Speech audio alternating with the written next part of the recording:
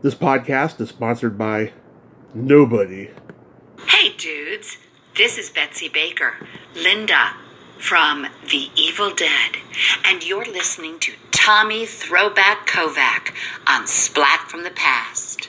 We're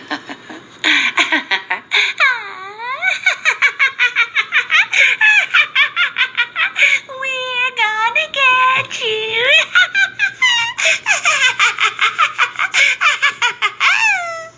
Hey dudes, welcome to Splat from the Past, the only 80s themed horror sci-fi show where things can get totally radical. Now today, I will be welcoming back Geretta Geretta, the lovely lady who played Rosemary in Lamberto Bava's and Dario Argento's Demons, aka Demoni. It's the 35th anniversary of the American release, and we're going to talk about that today and see if she has any con appearances, maybe catch up a little bit on life. And it's going to be a great conversation. Geretta is so unique and special. I just adore her. And I'm going to get right to it. So here is my new interview with Geretta Geretta. So Geretta, how are things now that the world is kind of opening up again? Well, things are really the same. I live in New Orleans, so we are full mask, full, highly recommended vaccination mandates. I mean, it's not a law or anything, but we had so many people so sick so fast that it's just, even though we are part of the South, it just doesn't seem to have been quite the contentious situation here as it has been in other places. Nobody's attacking nurses or anything like that. So with that in mind, to answer your question, it's about the same. Most people are still cautiously going out, but it's not the days of you could hear a pin drop because no one was in the streets. We've passed that. But other than that, I mean, there's not a lot of big socialization going on. Like, nobody's doing dinner parties or things like that. That hasn't popped back. Obviously, we don't have the music festival this week that we should have had, and I don't think we're doing Mardi Gras. So we're really not quite back to normal. But yeah, you can go to the grocery store. And then we just came out of the hurricane, probably almost a month before the time you're hearing this. So we're not really normal yet. Not that, we ever really are. Yeah, we have a very low death rate over here in Redding, California. Most of our fear has been the fires. We have fires like every other day during the summertime. Yes, you may know I grew up in Oregon. Mm-hmm. I'm I was so raised with forest fire prevention, and basically, we all made, everyone made a big mistake. We all took it, and that's very typical. Things swing, the pendulum, as they say, always swings too far to both sides before it lands in the middle. So the majority of us that were little, that are kind of like adults now, that prevent forest fires and take care of the forest. Unfortunately, Oregon, California, it really is the lower stuff in the grounds, and that we weren't allowing the natural burning that forests do on their own. They self-regulate to an extent. Right. And now, I mean, my heart so goes out. Oh, my Lord.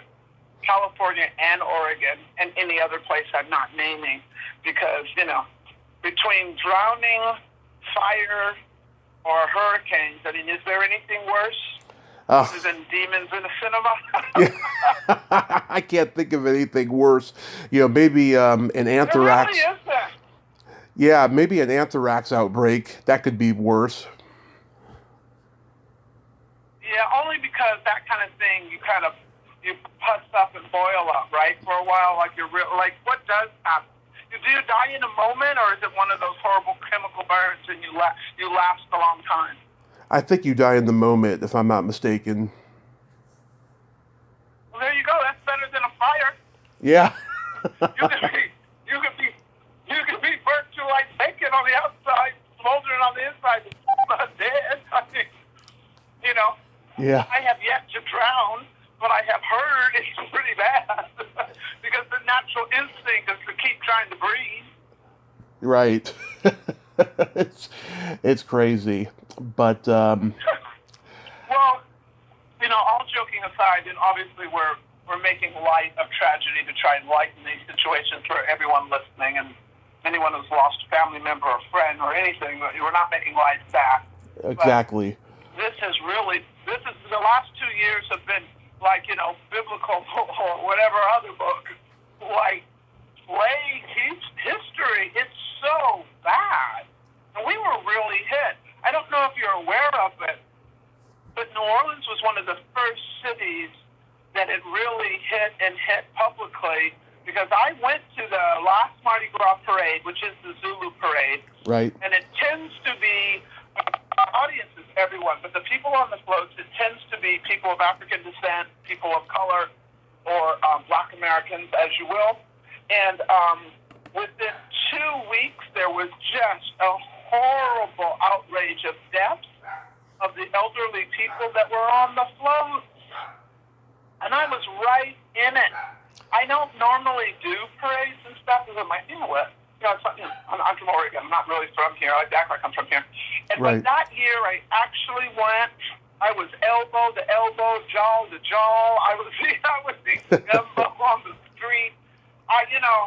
They kept telling me, because I kept getting tested all the time, but I didn't feel good. Yeah. Kept saying I was negative, but I honestly think I had the early one, because keep in mind, we'll go to horror first, but there's nothing like a worldwide pandemic to equal horror in movies. But dude, this is my trajectory. Yeah. I was living in Japan fairly almost off and on 2 years before the outbreak. I did Horrorama in Toronto, guest of Chris Alexander, one of the organizers, etc., etc. Mm-hmm. So it was myself, Kansas Bowling, and also Lamberto Bava. We all fly to Toronto. I did a direct flight from Asia. And because I missed the flight they booked for me, I had to pay my own. Don't even ask how many sakis that made that mistake happen. So I had to pay my own flight to get there on time. So I flew Osaka, Korea, quick stop China, overnight in Hawaii, and then up to Toronto. And when I don't know how many people fly these routes, but these airports are very well organized for beds and places to sleep, comfy sort of lounge chairs, not like what we're doing, an armrest in the middle of your back. No, it's there. There's a blanket. So needless to say, just before they announced the pandemic, I had been in 3 of the major hot spots, rolling over on a lounge bed that 30 minutes after I'm off, another millennium of people were on it. I am sure I caught it. But all my tests kept saying I didn't have it. But again, like I'm saying, I think I got I don't know if anyone remembers, but there was a different name, the first one, and they were talking about, well, these are the people that it won't be so bad, blah, blah, blah, and people who've had dengue fever. And for most Americans, meaning North Americans, that just goes over your head. Would? Dengue, would? Nobody knows what it is. Well, I've had it twice. So I think that's the only reason we're talking today, because I lived in Costa Rica just short of 10 years, and there's a mosquito there that bites you, and you get dengue fever, and it's no joke. And I've had it twice. So I think I did get it, but it never went any further because I had the antibodies from dengue fever. Can you believe that? Yeah. I had a 48-hour virus. That's wild, right? Right. I had a 48-hour virus last year. I thought I had it, but thank God I didn't. I got tested. That test was not comfortable, I'll tell you. They stick that thing all the way up your nose. Yeah, they go for brain matter. But you probably did have it, but it's lessening and lessening and lessening all the time. there's different little strains of it. Because mine kept telling me I didn't have it. I got tested early on. Like I said, I was in Asia. To be able to fly back, I had to do all these quarantines, and it kept saying I didn't have it. But the truth of the matter is, the first year, I thought I was completely tired. I would feel a fever, but it would never go very high. I would just shoot up really high, but it was always 89 or 90 or 91, so it was just that. It didn't go any further. And like I said, I've had dengue, and that's your bones hurt so bad, and then if you get it really bad, your bones hurt, and then you start to shake, and it lasts 30 days. By the time you have it, there's nothing they can do. There's no shot. And most people lose 10 to 20 pounds. So I'm really telling you, next to this thing, that dengue thing was no fun. And I'm fairly convinced I was one of the long haulers because I was falling asleep every day at 7. And then, the first year, so we have the pandemic, we have all the Rodney King, we have all the Brianna. I had just started to feel better. I was up and walking around, and the whole Rodney King thing happened. I got depressed, and I was in bed another 4 or 5 months. So I'm sure I had it, but I'm fine now. So are you amazed at Are you amazed at the lasting impact that Demons has had 35 years? I don't know. I mean, the movies that I like are things I saw as a kid, or things that were made. Let's just change it. You said amazed, and I'm going to trip that word over to honored. Yes, very much. Okay. Am I loving it? Yeah. Yeah. But amazed, no. I always watch old movies. I rarely watch anything current. By the time I watch it, it's older. Because I, as a rule, and also as a writer and a filmmaker, I'm just very conscious of not being influenced by other people's work. Yeah. It happens because in the world we live in now, like people used to write. I live on an island. You live in England. Somebody else is way down, in another part of the planet. And we're not all getting the same info at the same time. It's very tricky now as a creative because we're all looking at the same info at the same time. And I'm not even just talking about social. I mean, within the last 20 or 30 years, even as a writer, it's very hard you're writing something and then they always go, the studio will say, well, we already have 5 scripts on that subject. And, when you're a beginner, you're thinking, everybody's looking over my shoulder in the coffee shop. It isn't. Everybody's getting the same information. More or less, in this country anyway, we've had more or less all the same experiences because it used to be people watched TV or they were watching the same YouTube or they were watching the same, because now everybody watches whatever they want, but they were watching the same thing. So, reality series comes up, so now we're doing this. Teens get talky, so now let's do I Know You Did. That's how, things go in a cycle because we're all eating the same cereal, let's say that. But, for me, I don't try to watch too much current things, and I always just liked originally just 1940s black and white horror because I don't even think I've realized the terminology, and I think I only figured it out recently for myself what I like. And what it is I need to have movies with, if I'm writing one, with a supernatural element. And I don't even think until the series Supernatural came out, I just thought they were talking about, Supernatural. It's Supernatural. That goes. But no, that's the genre.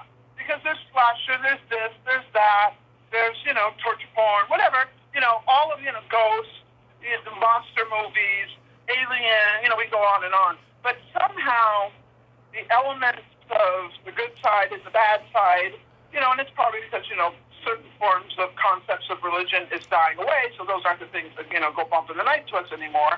Those aren't the things that scare us anymore. So it kind of went away. Like, there's witches and stuff, but, mostly we don't really go, well, where does the concept of witch comes from? Well, that has something to do with the Catholic Church and all the women they burned up. We don't go. We just know somebody's doing magic, and they just made a spell that went wrong. No, they were working with the devil. He got pissed off, and now, we don't really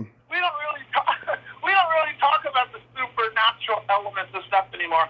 So, with that in mind, I didn't even realize that what scares me the most is elements of supernatural, and it doesn't necessarily have to have a religious thing on it. But if you throw one on there, or an evil dog, you know, an evil this or evil spirit, there is good and bad. We know there's good and bad. We know there are people that do horrible things. Those are the bad ones. And there are people that walk down the street and hand you $5 so you can get on the subway, and they're the good ones. I mean, we know that there are elements that exist in the world, but we just don't have some of the superstitions we had when we didn't know math and science and that kind of stuff. But, yeah, so I'm not surprised at all that if you're saying, did I know it would be a big movie? No. Yeah. I mean, we had a very big opening and paparazzi and red carpet, and we were the young and the fun, you know. We were the gang of the young and fun in Rome. We were ruling that town. Like, all of us were fun, and we all knew each other. I think the opening party was at a club called Histeria. That was a big deal at the time. And, you know, the directors were young. I mean, I think Dario and Lamberto, maybe you were 39, maybe 40, something like that. I mean, it's not like the guy you see now. These are like, you know, handsome young man making handsome young movies, you know, with young attractive evil. So, yeah. But then right after that, it was just like next. And there are other movies that I completely thought they were going to blow up, and it didn't happen. Or certain articles came out about me in certain arenas of my career, and I thought, this is the one. Oh, yeah, I'm walking right. You know, I've been shortlisted a couple of times for screenplays for Sundance. I thought, that's the one. I got into AFI in the screenwriting program. I thought, oh, yeah, I'll be taking meetings. I took meetings. I don't know how to close a meeting is my problem. I took lots of meetings. I was in the room. You know, I've been everywhere. But so with that in mind, not amazed. I'm grateful, which is a different word. That's good. That's good. You know, I talked to Bettina a few weeks ago, and she told me she didn't have good English. I thought she had great English, you know, and I loved the way she pronounced fuck. Yeah. Spoke English in the movie. She and Carl both spoke English. Carl's the younger guy in the four leads, and she's with the four characters in the car. But almost everybody spoke English on set, except for some of the day players, but not all of them. But some of the day players didn't speak English. But it's like Once Upon a Time you didn't speak French. You would be like a plebeian, you know. Like, so most Italians that were there, and everybody's fairly of a certain type of socioeconomic background. Almost everybody spoke English. But the thing is, they still have to dub it, because it, just like we can tell when someone has an odd accent when they're speaking English, it's the same thing. But on set, almost everybody spoke English. Yeah. You know, one of my favorite scenes of the movie is your introduction when you're wearing that Mardi Gras mask, because I have a feeling you would do that in real life. Well, I don't know how you got a Mardi Gras mask out of that. You mean the mask on top of the Japanese motorcycle display? You know, at the beginning of the movie, when you, Bobby Rhodes, and the other lady, you put that mask on, and you're like, hey, hello, or something like that. Do you remember that? Yeah, of course I do. Yeah. Yeah, it seems like you would do that in real life because you live in New Orleans. And when I met you at Son of Monster Palooza, you had this childlike exuberance about you, you know. Well, thank you. Yeah, there's no reason not to have fun. Might as well keep having fun in life, right? Exactly. Are you in touch with Bobby Rhodes? No, not really. We used to tour together a lot, but I don't think he's doing it anymore. Mm-hmm. He's probably retired now or something. I wanted to ask you. I don't know. I know he lives in London, and he also has a house in I don't want to say one of the three countries that were the former Yugoslavia, but I don't know the right name, so I don't want to get it wrong. But he has a house there, and he goes back and forth between London. He has children. He has adults. I think they're adults by now, but he might just be done. But I think we were both touring. I think maybe our last show in the States was 2017. Mm-hmm. Not that long ago. And I think he does appearances in England and in Europe. But as many as we were doing over here in North America, no, we don't do those anymore. Mm-hmm. I wanted to ask you something that I didn't get to ask you last time. I was reading on your IMDb that I don't know if this was a play or a one-woman show, but you were working on something called The Art of Spooning. No, it's a screenplay that I finished, but it never went to production. But yeah, it's a screenplay I wrote. I have many. Yeah, okay, because when I heard that title, I was like, oh, God, that sounds like it would be something interesting, because anything sexual, I'm obsessed I with. think it's very good. Yeah. I think it would be good. I think, as in many things, I'm slightly ahead of whatever the zeitgeist is. So, I mean, I just thought that was a funny phrase, and I just meant it the same way the kids meant it, spooning. But the world that we live in now, which is almost 10, 15 years since I wrote it, I mean, that phrase has a bigger connotation. There's a lot more to it. And at the time that I was writing it, it's like nobody even kind of knew what I was talking about.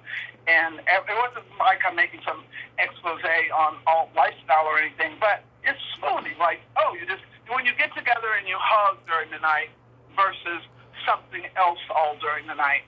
And it's this girl that has a series of these sorts of relationships. She's looking for love, but the people that she's with are looking for a good time. And it was just one of those, why does the girl have to be the victim? Why does the girl have to be the victim? Why does she keep going out with people that don't love her? And all I could figure out is, I don't know, that's what I fucking did in my 20s.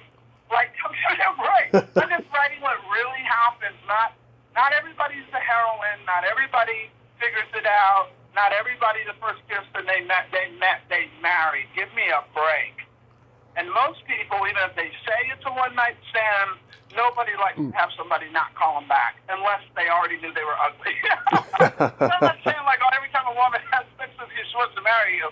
That she already knew you were ugly. But so what I'm trying to say is this whole concept, at least at that period, you couldn't have any character that didn't have it completely together, and that's okay too, because that pendulum has to swing. And my protest when I started as an actress, I wouldn't do any movies that had rape scenes because that was just, I saw it then and I still see it now, but it's nothing the way it used to be. I mean, I grew up, that was the subject plot of even made-for-TV movies. Blah, blah, blah, she got raped. Blah, blah, blah, because she, and so I just as a person and also as a writer, I just got tired of that being a plot point. I'm not saying it doesn't happen. Right. I'm not saying that we shouldn't have scenes of what it feels like to have lived through that, which happens to people that do it. I'm not saying that. But what I'm saying is it got to be lazy writing. Right. And I don't know what to do now. Let's just rate the female character. And let's shoot it a lot too. Now remember, don't roast me, people listening or reading this. Remember, I'm talking about another cinema, another time, and that was a thing that was in the majority of Italian movies in the 70s, and I got there later. Those movies weren't even really offered to me, but there were so many of them, the air of it was still kind of over your career if you went that way. And there's some great movies that, it's put on your grade, but even that, when she gets the one-uppance on everybody, there were major complaints in the cinema that the rape scene just went on and on and on, because it was a way, I don't think I need to explain more, but I'm sure people get what I'm talking about. Yeah. How was Sinister Creature Con back in August? Oh, I had a great time, and they did, it was a completely quarantined, I guess quarantine is the right word, but it was a completely pandemic-aware situation.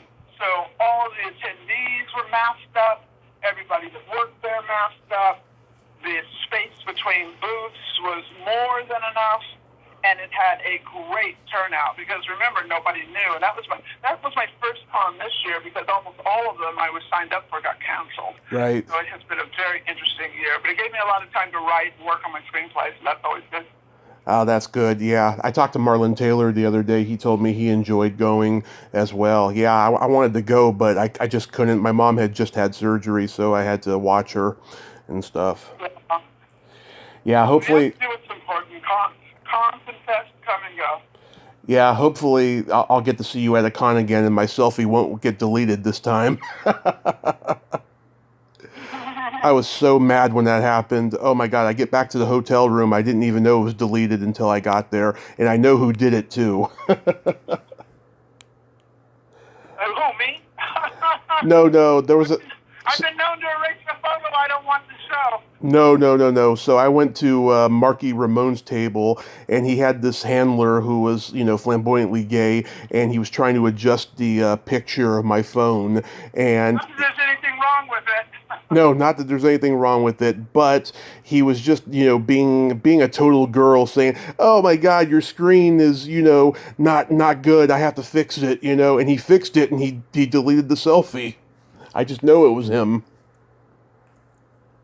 Oh, so he was just being incompetent because we girls are not incompetent. No. But he was just, oh God, that just made me mad. I understand what you're trying to say. He was being clumsy, and the photo that you wanted got deleted, and that really does happen, and it happens a lot. And I'm sorry that happened to you. It happens a lot. Yeah, well, that was the only one that got deleted. So yeah, hopefully I'll get to see you again, and then we'll get to do it again. Bad karma for you. Yeah. So really quickly, Geretta, this is my favorite part. I'm about to head out. Did you have another quick question for me before I have to go?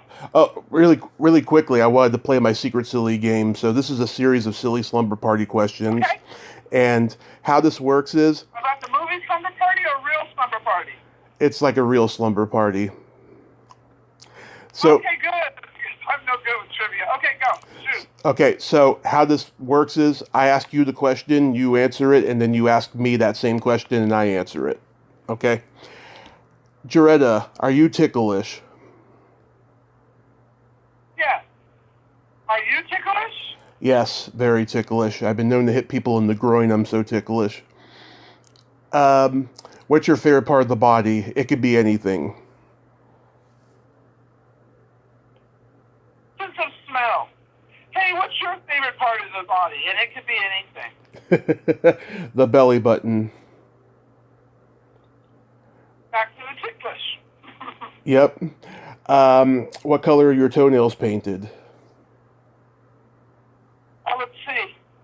I don't know. So for all you foot fetish people, I would say a very tasty chocolate brown. Looks like Godiva. Love it. What would you say? Oh, mine is lavender purple right now. What would you say is your... Sorry. Yes. What was yours? Lavender purple? Lavender purple. Yes, it's coming off. I need to touch up on it. But wait a minute. Is that your favorite color? Or is that the one you're wearing right now? Because my question was, what am I wearing right now? Yeah, right now I have lavender. It's one of my favorites. Oh, that's fantastic. All right, next question. What would you say is your best personality trait? Your ability to laugh. I agree. What would you say is your best personality trait? I have empathy, but I also have no filter. Wow. Wow. And then, my favorite question, is there a stinky smell that just makes you gag?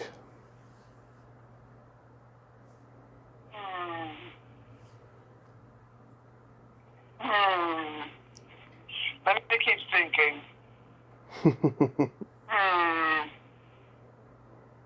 Gosh, kind of, I sort of have a long answer. Kind of not really, and I'll tell you why. Okay. Second. In my long career, modeling, traveling, living everywhere, I lived in hotels for years and years and years, and they're not always A+, so they're in other countries that have different ways of doing things. I was quite used to being a assaulted. Having my sense of smell absolutely assaulted. And Oh my God. one of the first most horrific smells I ever remember is I moved to New York shortly after a very famous garbage collecting strike they had. Uh-huh. And the entire city smelled like sex and rotting garbage. And I think, without realizing it, and we were just talking about this recently, a friend of mine had died, that when I enter a new place, any new place, I automatically breathe through my mouth. Automatically. Because I so have been just horrified by smells, and I'm very sensitive to smell.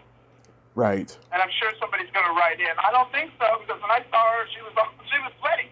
But I actually am very sensitive to smell, and I hadn't realized it until recently that I pretty much automatically hold my breath in almost any new environment, almost any.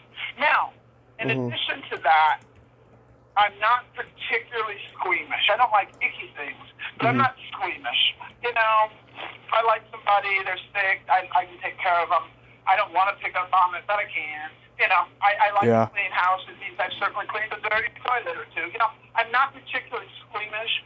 I can't remember where I know this set from or where it came from, but the one that would make me vomit is the smell of rotting flesh. I don't remember when it happened. I don't know why I know why that smells, but I do. Okay. For me, it's farts and feet. Just every fart will make you vomit? Anyone? Pretty much, yeah. I mean, if someone lit off The creepiness of the stealthiness of it. You're just sitting there, you're at your computer, and like a what is it, the Le Pew cartoon that just whiffs by you? Is that what it is? Is it the stealthiness of it? Yeah, it's, you know, it's human pheromones, you know, I mean, it's just, it's awful. I don't know. I don't want to smell farts. I'm not lining up for farts. I know there are people that that's the whole sexual kink thing, but I don't know. You know what?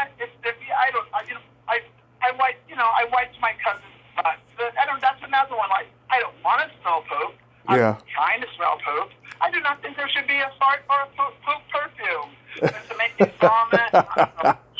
You know what? You would have done better with me. Are there things I see that can make me vomit? Oh yeah, my gag reflex. Forget it. Yeah. I'm a weakling in that area. If I see creepy things, I can vomit. Like in a minute. So any kind of maggot, any kind of too much yucky mold, any kind of filthy shower curtain or something, you go to somebody's house and the grout is green. That's going to happen. If I eat some food and if I turn it over and somebody was not clean in the kitchen, I see something I don't need to see, that would make me vomit. Just nastiness, creepy nastiness. Do you have any upcoming projects or convention appearances?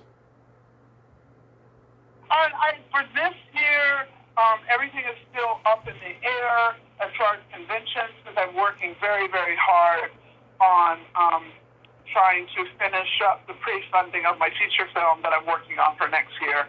Can't talk a lot more about it. Mm-hmm. We had a big announcement. Well, we had a couple big announcements, but it is true. There is a horror movie in place, but I caught myself just in time to stop yapping about it. So I'm not saying anything about it any further, but every now and then, well, actually, I do have the title, and I will announce that at some point, probably with Fangoria. And every now and then, we do post new actors attached to the film. So watch this space or follow me. Please follow me, folks. I want to blow up. Yeah. On Twitter, Geretta Geretta. On Instagram, Geretta Geretta. If your grandma is still on Facebook, Geretta Rosemary Geretta. I don't TikTok only because I'm such a perfectionist. The time it takes me to edit the little 20-second spot, trust me, I could have made a pilot. So for me, I just can't. I could have written the first act. So I don't TikTok, but I do enjoy them. But if y'all want to talk about me on TikTok, okay, that'll help. So that's me. Thank you for calling. Yes, Geretta. I do hope to see you again. We did have fun that last time. Yes, we did. Sorry about the photo. Absolutely. So you have yourself a happy Halloween and all the other holidays, and be safe because we need you. Oh, you're too sweet. Well, I need you guys too. No fans, no glory. All right. You have a great day. Have a good one, sweetheart. Okay. Bye-bye. Ciao. Ciao a tutti. Ciao, ciao. Bye. Arrivederci. Well, there you have it. Geretta Geretta. Ain't she a sweetheart? Oh, what a great lady. Ball of energy. She's such a ball of energy. I just adore her. Well, until next time, this is Tommy Throwback Kovac saying there's no shame in living in the past because the present sucks. Later, dudes.